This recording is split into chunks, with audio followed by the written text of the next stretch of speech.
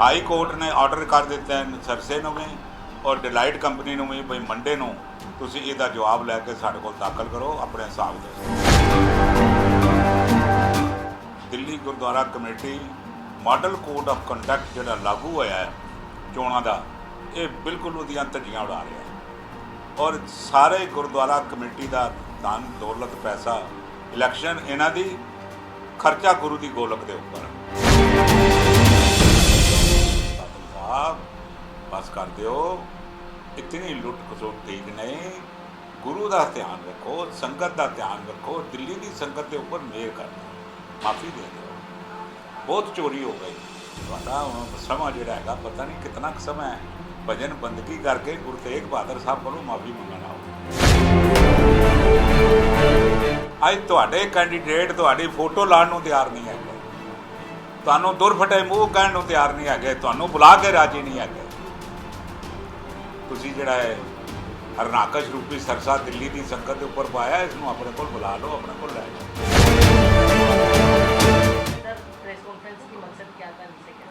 ਦੇਖੋ press conference ਹੈ ਵੀ ਕੱਲ 2 ਅਹਿਮ ਫੈਸਲੇ ਆਏ ਸਨ ਦਿੱਲੀ ਹਾਈ ਕੋਰਟ ਦੇ ਵਿੱਚ। ਸ਼੍ਰੋਮਣੀ ਬਾਦਲ ਅਕਾਲੀ ਦਲ ਪਿਛਲੇ 8 ਸਾਲ ਤੋਂ ਦਿੱਲੀ ਗੁਰਦੁਆਰਾ ਕਮੇਟੀ ਦੇ ਕਾਬਜ਼ ਹੋ ਕੇ ਬੜੀ ਬੁਰੀ ਤਰ੍ਹਾਂ ਲੁੱਟ ਰਿਹਾ ਔਰ ਇਹਨਾਂ ਨੇ ਬਿਲਕੁਲ ਕਾਫਰਸ ਜਿਹੜੇ ਹੈਗੇ ਦਿੱਲੀ ਗੁਰਦੁਆਰਾ ਕਮੇਟੀ ਦੇ ਖਾਲੀ ਕਰ ਦਿੱਤੇ, ਉੱਥੇ ਕੁਝ ਵੀ ਨਹੀਂ ਪਿਆ ਹੋਇਆ। ਇਹਨਾਂ ਨੇ ਜਦ ਮਨਜੀਤ ਸਿੰਘ ਦੇ ਉੱਪਰ ਦੋਸ਼ ਲੱਗੇ ਸਨ ਤਾਂ ਇਹਨਾਂ ਨੇ ਮਨਜੀਤ ਸਿੰਘ ਨੇ ਅਸਤੀਫਾ ਦਿੱਤਾ ਅਤੇ ਇਹਨਾਂ ਨੇ ਮਨਜੀਤ ਸਿੰਘ ਦੇ ਖਿਲਾਫ ਇਹ ਕਿਹਾ ਵੀ ਅਸੀਂ ਇਹਦੀ ਆਡਿਟਿੰਗ ਕਰਾਵਾਂਗੇ। ਆਡਿਟਿੰਗ ਹੋ ਗਈ, 2 ਸਾਲ ਦੇ ਅਕਾਊਂਟ ਆਡਿਟ ਹੋਏ।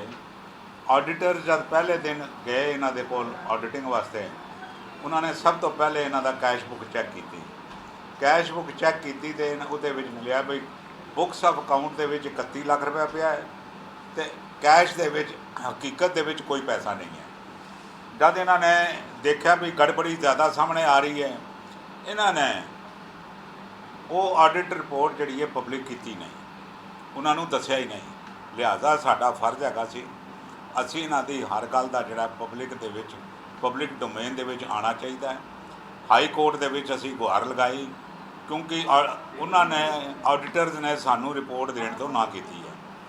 ਫਿਰ ਉਹਨਾਂ ਨੇ ਇਹ ਜਿਹੜੀ ਕੀਤੀ ਹੈਗੀ ਬਈ ਅਸੀਂ ਹਾਈ ਕੋਰਟ ਦੇ ਵਿੱਚ ਵਲੀ ਲਗਾਈ ਹੈ।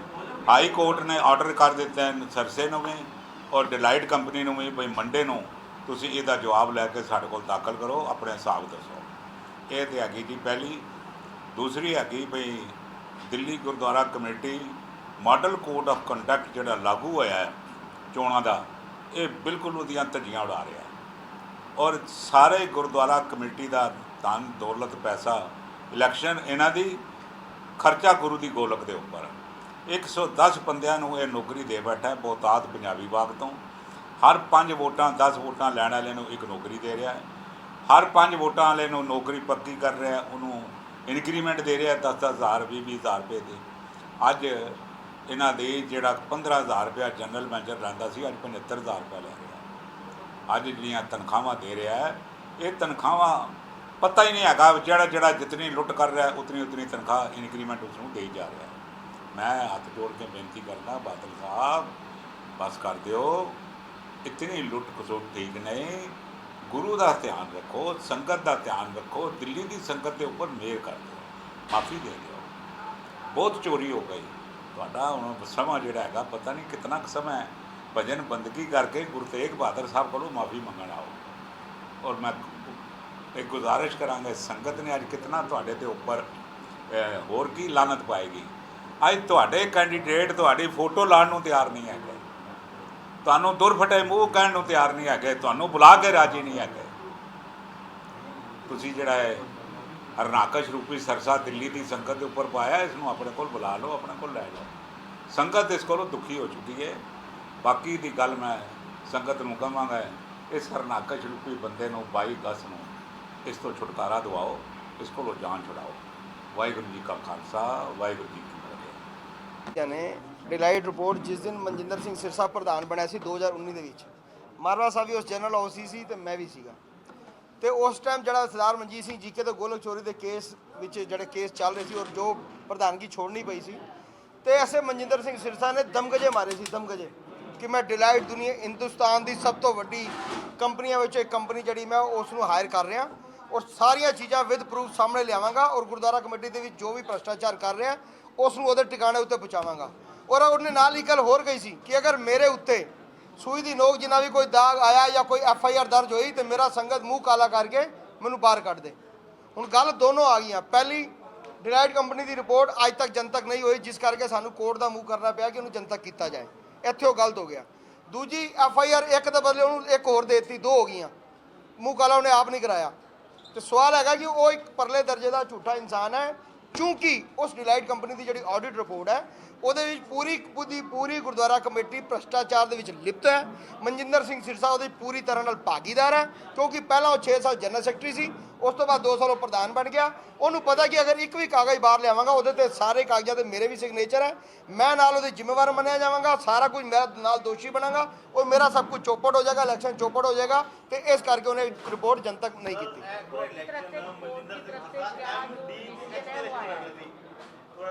ਇੱਕ ਪੁੱਛ ਲਓ ਜਿਹੜਾ ਮਰਜੀ, 2 ਕਨਫਿਊਜ਼ ਹੋ ਰਹੇ।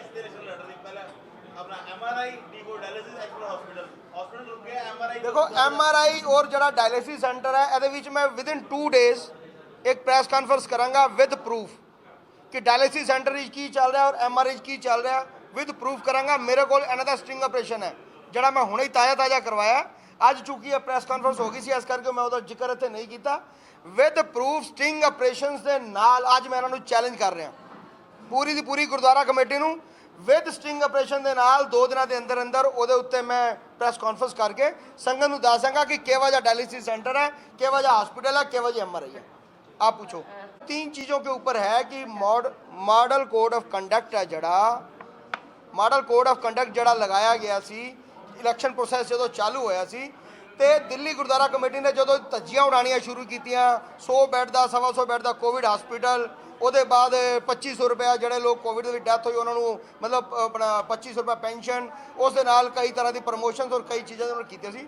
ਇੱਕ ਤਰੀਕੇ ਨਾਲ ਉਹ ਗੁਰਦੁਆਰਾ ਕਮੇਟੀ ਦੇ ਐਕਟ ਦੀਆਂ ਧੱਜੀਆਂ ਉਡਾ ਰਹੇ ਸੀ ਜਿਸ ਕਰਕੇ ਮਜਬੂਰ ਹੋ ਕੇ ਜਿਹੜਾ ਇਨਸਾਨ ਖੁਦ MLA ਰਿਹਾ ਹੋਵੇ, ਇੱਕ ਨਹੀਂ 2 ਵਾਰੀ MLA ਰਿਹਾ ਹੋਵੇ, ਜਿਸ ਦੇ ਘਰੋਂ ਉਸਦੀ ਵਾਈਫ ਕਾਉਂਸਲਰ ਰਹੀ ਹੋਵੇ और राजनीतिक इलैक्शन लड़न वालों को बड़ी चंगी तरह पता होता है कि मॉडल कोड ऑफ कंडक्ट का मतलब की है और जिस दिन लागू हो जाता सानू एक दायरे दे विच रह के अपना प्रचार और अपनी सारी गल्लां नूं करना पैंदा। असीं कोई घोषणावां किसी तरह का कोई उद्घाटन नहीं कर सकते, लेकिन चूंकि इन्हें सिर्फ और सिर्फ संगत नूं गुमराह करना सी, इन्हें रोला पाया जी मैं 125 बैठ दा, इन्हूं पता सी कि जदों मैं सारा कुछ करांगा तो कोर्ट मैनूं इन्हां कामां तो रोक देगी।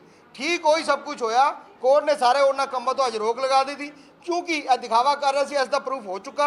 30 परमिशन जड़ियाँ हॉस्पिटल में चलाने वास्ते चाहिए होंदियां ने, चाहे वह फायर्स तो लैके होर कई तरह की डॉक्टर की अपॉइंटमेंट, होर कई तरह के अरेंजमेंट, ब्लड जड़ा उत्थे बैंक बनाना या एमरजेंसी बनानी, सारी चीज़ों को पता सी अच्छी तरह कि यह सब कुछ मेरे को नहीं है, कितने ना कितने जाके मैंने रोक लगाएगी और मैं फिर संगत जाके रोला पावांगा निमाणा बन के।